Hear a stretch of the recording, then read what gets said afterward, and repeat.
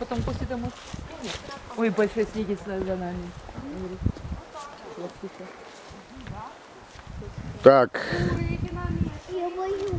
сюда приехали гости из...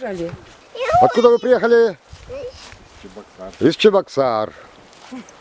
Посмотреть на якшинских лосят. Тетя Наташа их кормит. Раз, два, три, четыре, пять, шесть, семь. Нет. Домики такие сделали для гостей.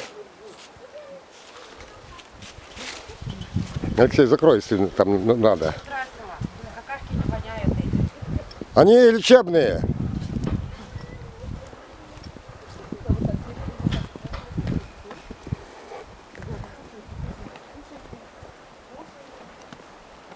Раз, два, три, четыре, пять, шесть.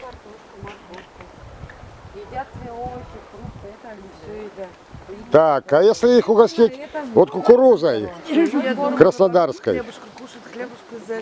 Наталья, Это веточный. а если их кукурузой угостить, будут они есть? Давайте я вам передам ее.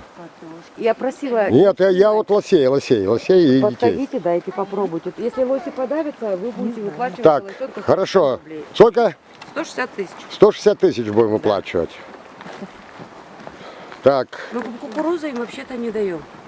кукурузу не хотят есть. Тебя как звать? Чуть яблоки привезли, да морковочку. Кстати, как их зовут тут?